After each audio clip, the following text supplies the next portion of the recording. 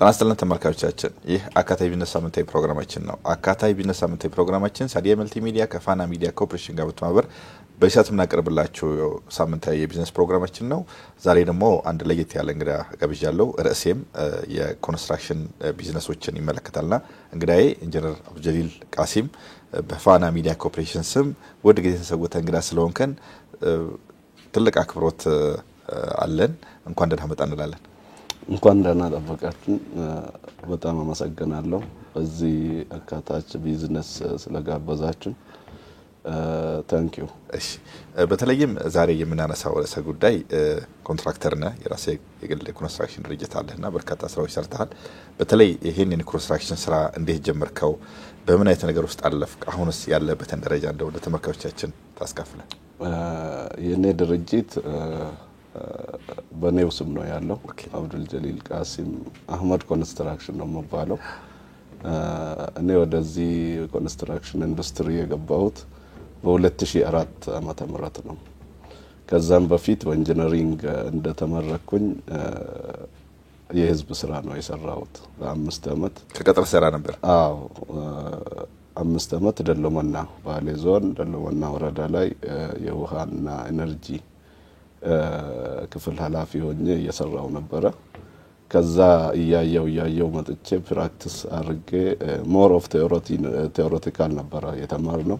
ፕራክቲካሉን ደግሞ ሲሰራ አየሁት። ከዛ ለምን ለራሴ ወጥቼ ወደ ግል ስራ አልገባም?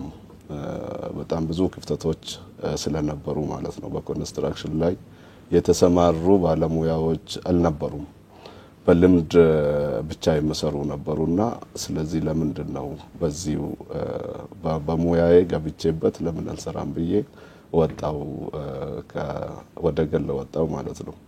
ያኔ ሲወጣ ግን ብዙ ሰው ከመንግስት ደሞዝ ተተስተወጣ በቃ የምትኖር ሁሉ አይመስላቸውም። ያንን ሁሉ ነው እንትን ብለን ወደዚህ የገባሁት።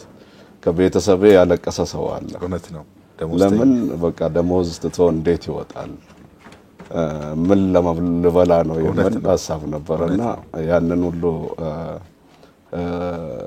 ውስጥ ነበረ ማለት ነው ያለፍኩት። ከዛ በኋላ ወጣው 2004 ዓመተ ምህረት በትንንሽ ፕሮጀክቶች ነው ስራ የጀመርኩት። አንድ ደጎል በተለይ እኔ የጀመርኩት እዛው የሰራውበት አካባቢ ነው።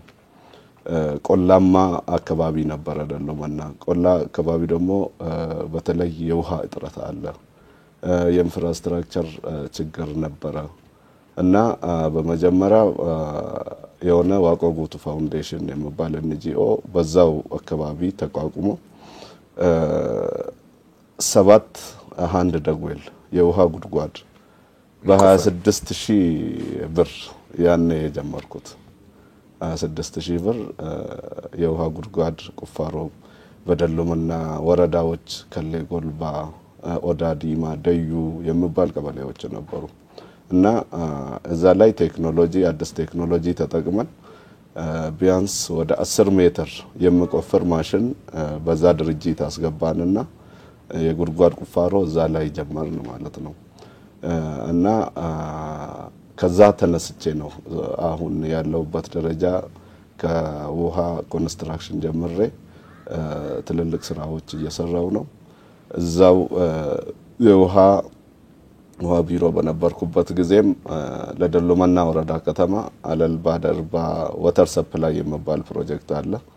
የድሮ የኦሮሚያ ፕሬዝዳንት የነበሩት አባዱላ ገመዳ ያስመረቁት እኔ ነበር ጥናቱ ላይ ስራው ላይ የተሰማራሁት። ከዛ የቀሰምኩት ዕውቀት ነው ወደዚህ ስራ እንደገባ ያደረገኝ እና ብዙ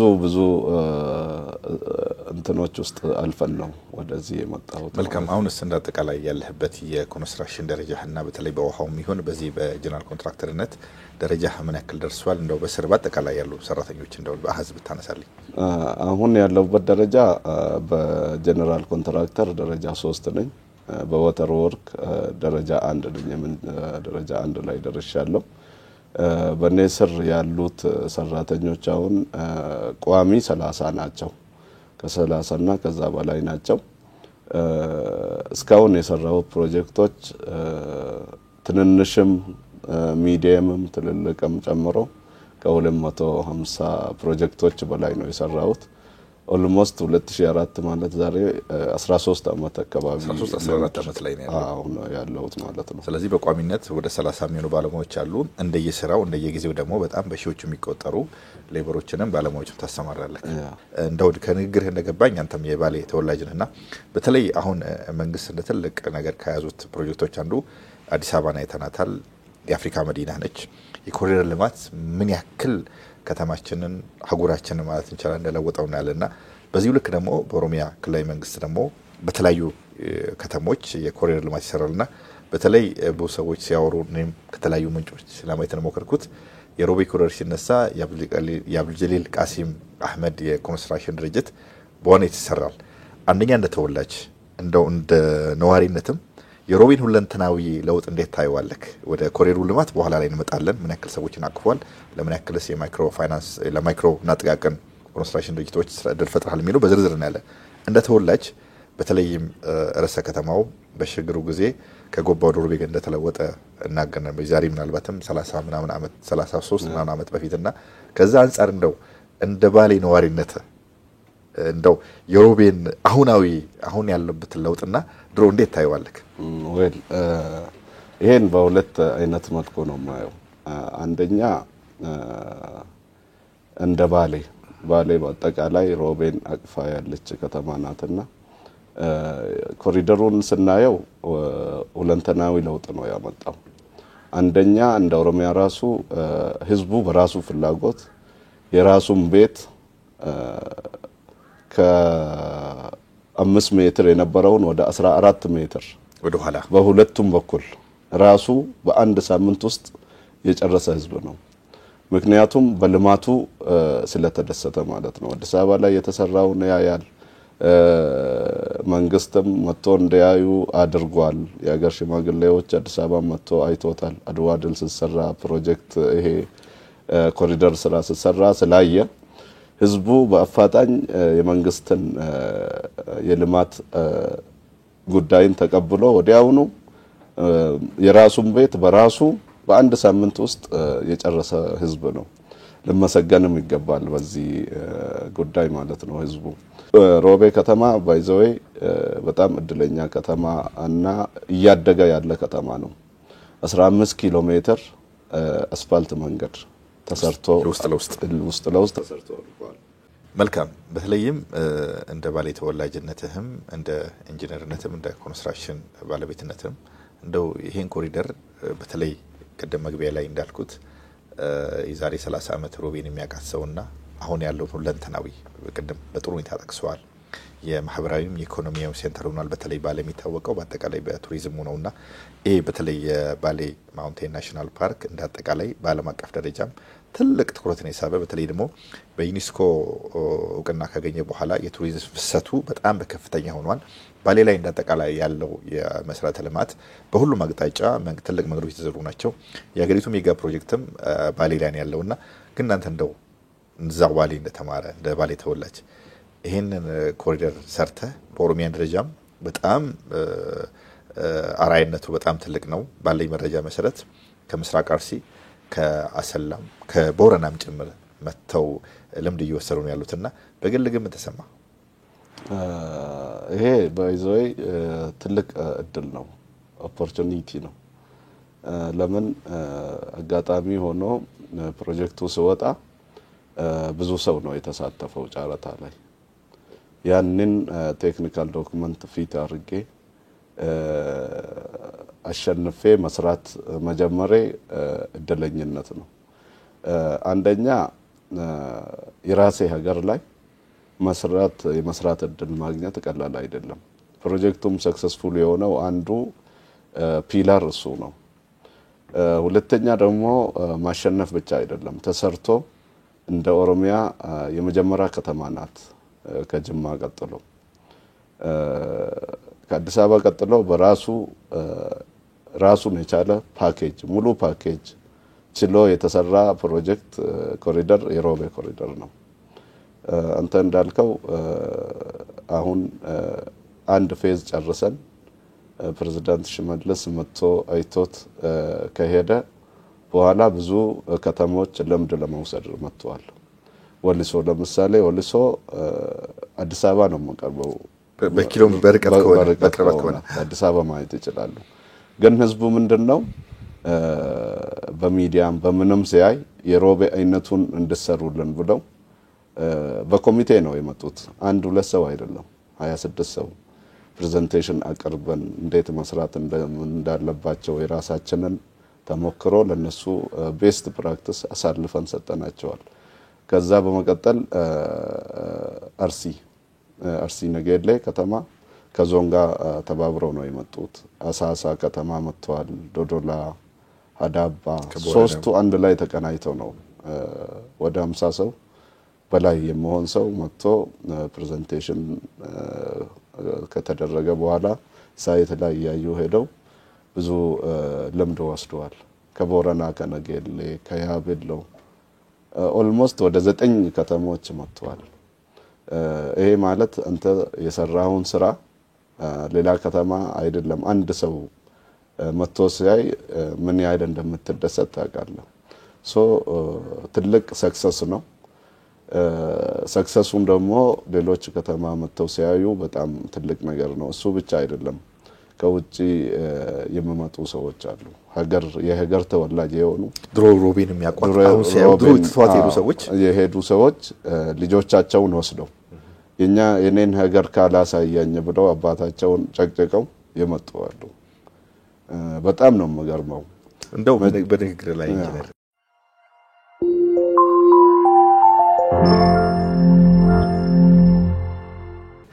አንዳንዴ ቴክኖሎጂው ታውቃለህ ይሄ አርቲፊሻል ኢንተለጀንስ ያለ በተለይ የፈለገውን ነገር አሳምሮ አቅርቦ ይሰራል። ማየት ማመን ነው ይባላልና ምናልባት ሚዲያ ላይ ያዩት ነገር አለ። በጣም በ30ዎቹ በ40ዎቹ አመት ሮቤን ጥለው ሄዱ ሰዎች አሁን ሲያዩት እንደው ፊዚካሊ በአይን ሲያዩት እንደሰማቸውን ስሜትና አንተስ ራሱ ደግሞ ተማሪ ሆነ ድሮ መታቃት ሮቤና አሁን አንደኛ የዚህ ታሪክ አሻራ ጥለሃል። የባሌ ተወላጅ ነህ። ባንተ ኮንስትራክሽን ድርጅት የነገር ሰርቷል። እንዳልከው ኮንስትራክሽን ለትርፍ መሰራ ድርጅት ነው። ትርፍ የተቋቋመ ነው። ከዛ የበለጠ ግን እንደው ባንተ ላይ የፈጠረው ደስታና ቁጭት ነው ምን ይመስላል? እንደው ከስራው ባሻገር ይሄ ምንድነው አሁን ከአሜሪካ ሁሉ የመጡ ሰዎች ነበሩ ድሮ ሮቤን የሚያውቁት በትክክል መጥተው እስከ 3 ሰዓት ከንቲባው ነበር እስከ 3 ሰዓት ለሊት እየዞሩ ፋውንቴን ጋር ተቀምጠን የድሮ ነገር እያወሩ ከዛ ተነስተን ስንመጣ አንዱ ፒክቸር ነው እንጂ እውነት አይደለም ብለን ነበር ያሰብነው። አላመንም ግን በትክክል ነው ያንመነው ብለው ታንኪዩ ብለው እኛንም ከተማውንም አመሰገኑ። ሌላ እሱ ብቻ አይደለም ውጪ ያሉ ልጆች አሉ የምንተዋወቅ ሁሌ የፖስት የመሆኑን ፒክቸር ያዩና ይሄ ግን እውነት ሮቤ ነው ብለው ያነሳሉ።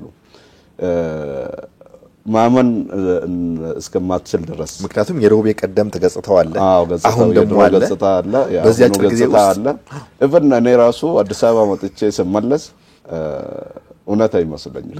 ወዴ ነው ይሰራው አንደኛ ብሎኩን አታውቀውም። አሁን የትኛው ብሎክ ድሮ ያለው ቤቶች ወደ ውስጥ ገብተዋል። ፎቆቹ G+1 ወደ 8 ፎቆች ዲሞሊሽ ተደርገዋል። ድሮ ቤንችማርክ አድርገው አሁን ለምሳሌ እኛ ሰፈር ያለው ቡና ባንክ ተብሎ ሰርግ ስኖር ከቡና ባንክ በፊት ለፊት 200 ሜትር ገባ ብሎ ተብሎ ነው አድራሻ መሰጠው። ያ ቡና ባንክ አሁን የለም መንገድ ላይ ስለነበረ ተነሳ። ቶታሊ ተለውጧል። ተለውጧል። ሁለተኛ ደግሞ ያንዳንዱ ኢንተረንስ ያለው ብሎኮች ተሰርቷል። ስለዚህ አታውቃትም ሮቤን አንድ ሰው ምን አለኝ አንድ ወር ወደዚህ መጥቶ ነበር። እኛ አንድ ወር ውስጥ በጣም ትልቅ ስራ ነው የምንሰራው።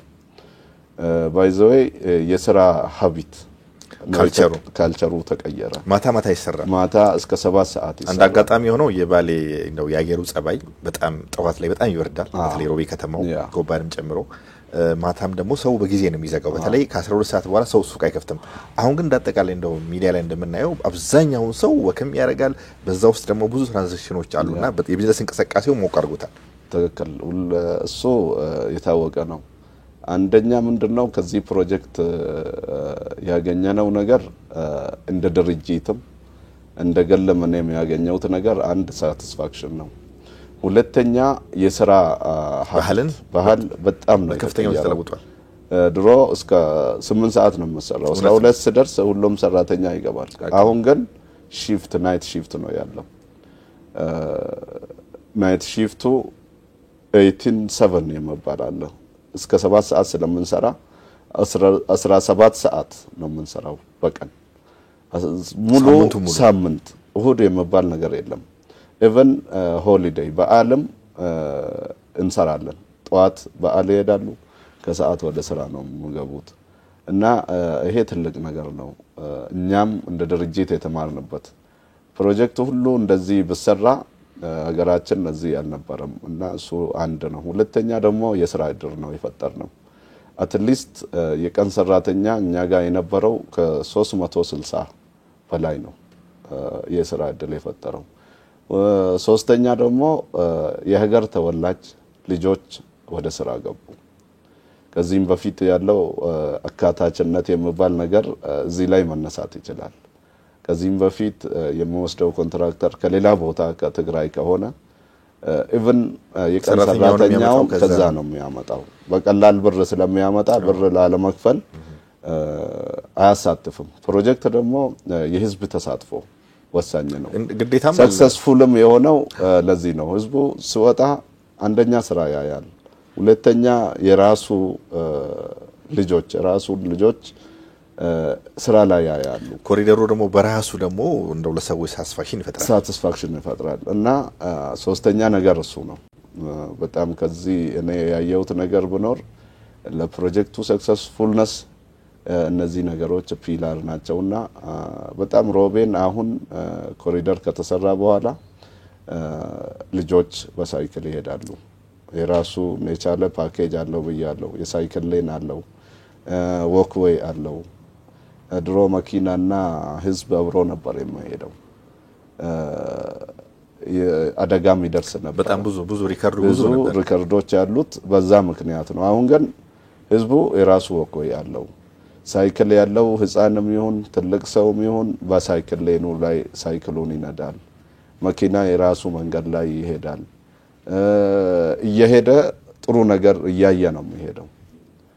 ምንም ሽታ የለውም። ድሮ አሁን ድሬኔጅ በጣም ያስቸገር ነበር። ዝናብ ሲዘንብ አስፋልቱ ሁሉ ወይ በጋሪ ወይ በመኪና ነው ማለፍ የምትችለው ማቋረጥ የምትችለው። አሁን ይሄን ሁሉ ኮንትሮል አድርገናል። ድሬኔጅ ሲስተሙ ኒው ድሬኔጅ ሲስተም አለ፣ ኤግዚስቲንግ አለ። ኤግዚስቲንጉ ሪሃቢሊቴት አደረግን። ድሮ መንገድ ላይ የሚሄደው ሙሉ ውሃ እዛ በራሱ መንገድ ይሄዳል። ህዝቡ በራሱ መንገድ ይሄዳል። ሳይክሉ በራሱ መንገድ፣ መኪናው በራሱ መንገድ ይሄዳል። ይሄ ባይዘው ትልቅ የመንግስት ኢኒሺዬቲቭ ነው እና ያንን ኢኒሺዬቲቭ ህዝቡም ተቀብለው እኛም በራሱ ዲዛይን በፓኬጁን ሙሉ ያለውን ሰርተን ዛሬ ከተማው ድሮ ሰው ትንሽ ሲያርግ ወደ ሌላ ከተማ ነው የሚሄደው። አሁን ግን እየመጣ ነው ወደ ልኖርበት። እኔ ራሱ ድሮ ልኖርበት አልፈልግም ነበር። አሁን ግን የመኖር ፍላጎትን በጣም በከፍተኛ ደረጃ ጨምሯል። ቤትም አለኝ። ከዛ ግን አሁን ገዝተው ስለሰራ እየተዘጋጀው ነው። ለምን ይሄ ቢዝነስ ይሄ ሁሉ ኢኮቱሪዝም ሴንተር ነው እያልክ ብዙ ገዝተው የለም ከተማው ላይ እውነት ነው። ስለዚህ እኔ ማሳለፍ የምፈልገው ለሌሎች ባለሀብትም በተለይ ሀገር ተወላጅ የሆኑት ሌላ ቦታ አዲስ አበባ ያሉ ውጭ ሀገርም ያሉ ሮቤ ላይ ማልማት አዋጭ ቢዝነስ ነው ከዚህ በኋላ። ለምን አሁን በኤርፕሌን ስትመጣ የምታየው ህዝብ ነጮች በጣም ይመጣሉ። ፕሌን ውስጥ ሞርዛን ከግማሽ በላይ ከ50% እነሱ ናቸው። ለምንድን ነው የሚመጡት? ይሄንን ቱሪዝምን ለማየት ነው።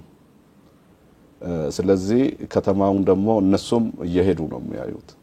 ቻይና እኛ አካባቢ እየሰራ ነው በፕሮጀክት ግን የኛን ኮሪደር እየመጣ እየጎበኘ ነው ያለው።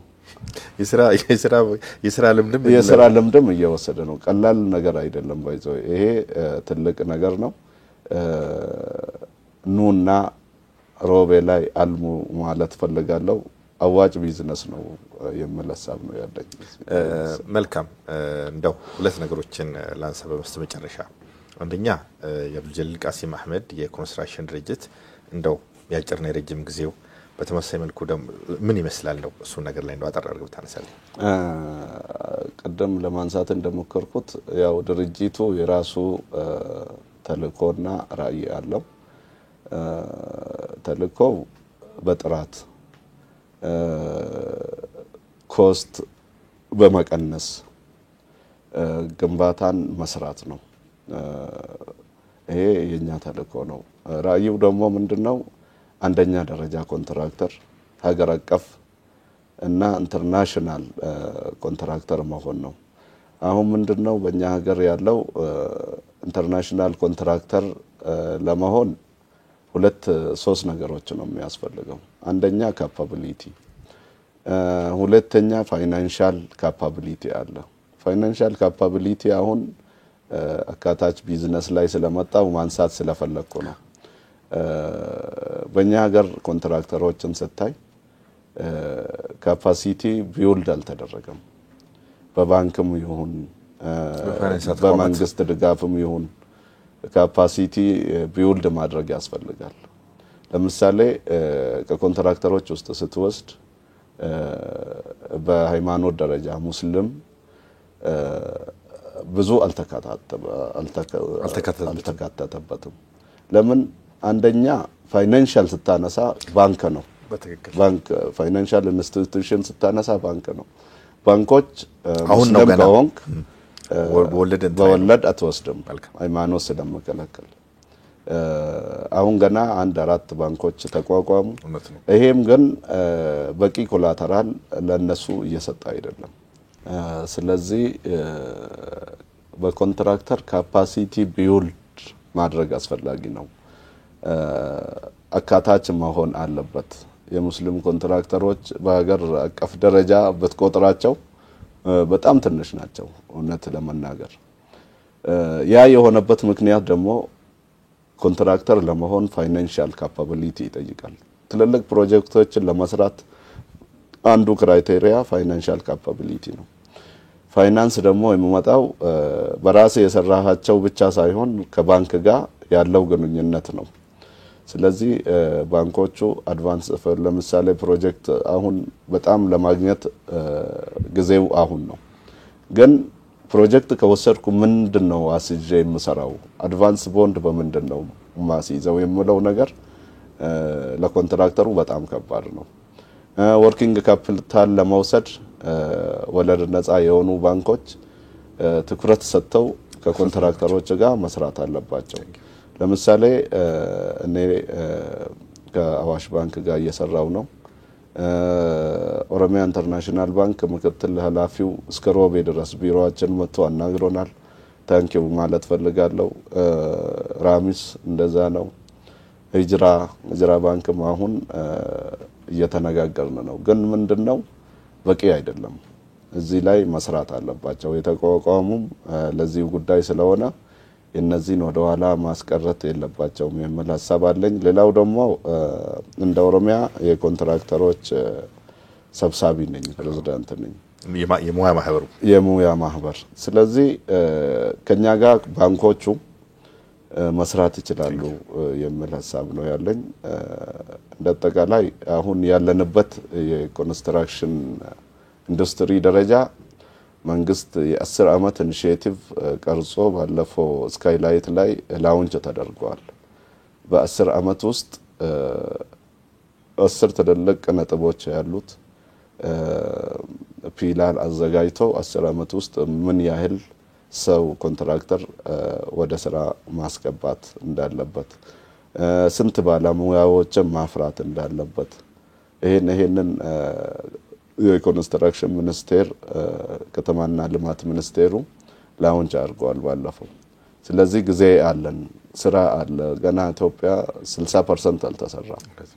ሶ ይሄን ለመስራት ደግሞ ሰፖርቲቭ ባንኮች ኢንስቲትዩት ፋይናንሻል ኢንስቲትዩሽን ስለሚያስፈልግ እዚህ ላይ በሰራ ይመል ለማንሳት መልካም እንደው በመጨረሻ ፕሮግራሚን ከመቋጨት በፊት እንደው ማመስገን ፈልጋቸው ሰዎች ካሉ እንደው እድል ውስጥ ኢንጂነር እኔ ማመስገን የምፈልገው አንደኛ በዚህ ፕሮጀክት ኮሪደር ፕሮጀክት ውስጥ የከተማችን አስተዳደሮች ክሊየንት ኮንሰልታንት በተለይ የከተማ ከንቲባ